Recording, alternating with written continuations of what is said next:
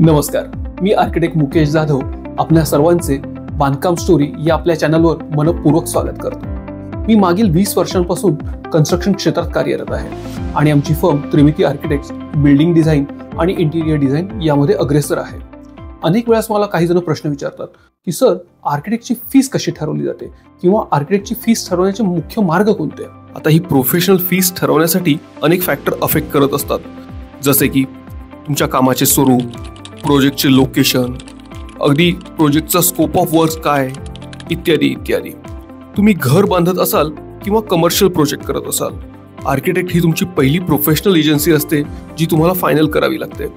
त्यामुळे त्यांच्या consultancy fees कशा ठरतात हे समजून घेणे गरजेचेच आहे। चला तर मग बघूया त्या ठरवण्याच्या मुख्य पद्धती। पर्सेंटेज बेसिस मेथड ही सर्वात सामान्य आणि पारंपरिक पद्धत आहे।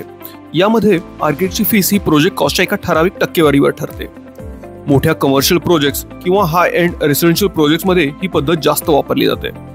IIA that is Indian institute of architects यांच्या नियमानुसार रेसिडेन्शियल प्रोजेक्टसाठी सामान्यतः 5 ते 7% ही फीस असू शकते।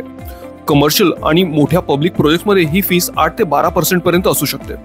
आता उदाहरण द्यायचे झाले तर समजा तुमच्या प्रोजेक्टची एस्टिमेटेड कॉस्ट ही 50 लाख असेल आणि तुम्ही आर्किटेक्टची फीस ही 6% ठरवली असेल, तर ओव्हरऑल आर्किटेक्टची फीस ही 3 लाख रुपये होईल।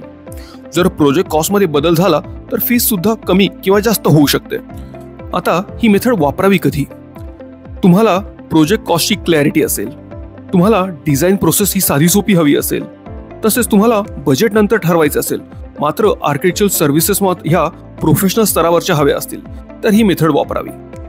मात्र यात एक छोटा प्रॉब्लेम देखील आहे। अनेकदा काही कारणांमुळे प्रोजेक्टची कन्स्ट्रक्शन कॉस्ट वाढते, जसे की मटेरियल चेंजेस होतात, 2x2 टाइल्स ऐवजी 2x4 टाइल्स साईज वापरल्या जातात, साध्या पेंट ऐवजी टेक्स्चर पेंट वापरण्यात येतो, स्ट्रक्चरल कॉम्प्लेक्सिटी वाढल्यामुळे स्टील आणि कॉन्क्रीट यांचा वापर देखील वाढतो। आता यामुळे ओव्हरऑल प्रोजेक्टची कॉस्ट वाढते आणि आर्किटेक्टची फीस देखील वाढते। अशा वेळेस गैरसमज होणे अगदी सहज शक्य आहे। क्लायंटला असंही वाटू शकते की आर्किटेक्ट मुद्दामच प्रोजेक्टची कॉस्ट वाढवत आहे, महागडे मटेरियल सुचवत आहे आणि त्याद्वारे स्वतःची फीस वाढवत आहे। आता यावर उपाय काय? सर्वात महत्त्वाचा उपाय म्हणजे आर्किटेक्ट आणि क्लायंट यांच्यामध्ये चांगली ट्युनिंग आणि परस्परांविषयी विश्वास असणं गरजेचं आहे। तसेच आर्किटेक्टची फीस प्लॅन करताना संभाव्य डिझाईन चेंजेस हे देखील गृहीत धरणे गरजेचेच आहे। आणि सर्वात शेवटी कॉन्ट्रॅक्टमध्ये मॅक्झिमम व्हेरिएशन लिमिट ही देखील आधीच निश्चित केली तर मग काही अडचणी येणार नाहीत।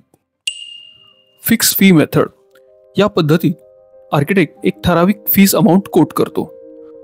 साहजिकच ही अमाऊंट प्रोजेक्टच्या कॉम्प्लेक्सिटी आणि कामाच्या स्कोपवर अवलंबून असते। Residential projects, small commercial projects किंवा इंटिरियर डिझाईनसाठी ही पद्धत जास्त वापरली जाते। उदाहरणार्थ, एका 3 BHK फ्लॅटच्या इंटिरियर डिझाईनसाठी आर्किटेक्ट 2 ते 2.5 लाख रुपये फीस कोट करू शकतो। आता या प्रोजेक्ट कॉस्टमध्ये काही बदल जरी झाला, किंमत वाढली जरी, तरी देखील आर्किटेक्टची फीस मात्र फिक्सच असते। ही पद्धत केव्हा वापरावी? तुमचे बजेट फिक्स असेल आणि आर्किटेक्चरल फीसच्या अमाऊंट बद्दल तुम्हाला सुरुवातीलाच क्लॅरिटी हवी असेल तर ही पद्धत वापरावी। एक महत्त्वाचा मुद्दा लक्षात ठेवायचा असा की फिक्स फी मेथड ही टाइम बाउंड नसते, म्हणजे ती फिक्स फी ही काही काळापुरतीच मर्यादित असते। उदाहरणार्थ 1 ते 2 वर्ष। जर या वेळेपेक्षा प्रोजेक्ट जास्त लांबला तर मात्र फीस रिवाइज करावी लागते। तसेच डिझाईन स्कोप बदलला किंवा डिझाईन स्कोप वाढला तरी देखील एक्स्ट्रा फी पे करावी लागते। Rate per square feet method या पद्धतीत आर्किटेक्टची फीस ही टोटल बिल्टअप एरियावर अवलंबून असते। इथे आर्किटेक्ट आपली फीस ही पर स्क्वेअर फीट कोट करतो, जसे की 100 रुपये पर स्क्वेअर फीट। आता ह्या कोटेड रेटमध्ये आर्किटेक्टने काय काय स्कोप कव्हर केला आहे हे बारकाईने तपासणे गरजेचे असते आणि हा स्कोप लिखित स्वरूपात असणे हे तर केव्हाही चांगले। ही मेथड इंटिरियर डिझाईन आणि स्मॉल रेसिडेन्शियल प्रोजेक्टसाठी जास्त वापरली जाते। उदाहरणार्थ, समजा तुमच्या आर्किटेक्टने कोट केलेला रेट हा 100 रुपये स्क्वेअर फीट आहे आणि तुमच्या बिल्डिंगचा टोटल एरिया हा 2000 स्क्वेअर फीट आहे, तर तुमची टोटल डिझाईन फीस ही ₹2 लाख होईल। आता यात पुढे जाऊन काही मेजर बदल झाले तर मात्र एक्स्ट्रा फीस ही पेएबल असेल। ही मेथड केव्हा निवडावी?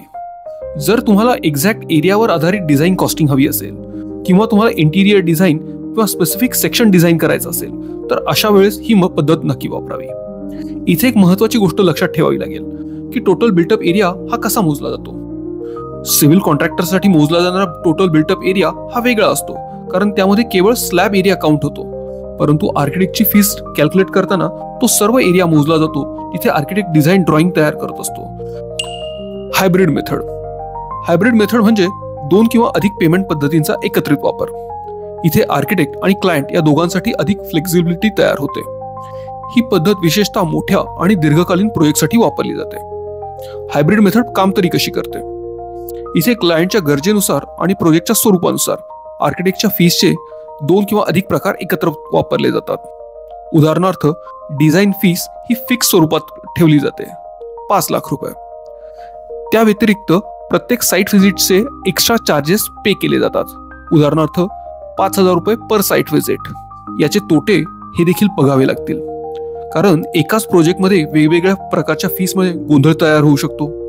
अपेक्षा करतो की हा व्हिडिओ तुमच्यासाठी काही नवीन माहिती देणारा आहे आणि याद्वारे आम्ही तुमच्यासाठी व्हॅल्यू क्रिएट करण्याचा प्रामाणिक प्रयत्न करत आहोत.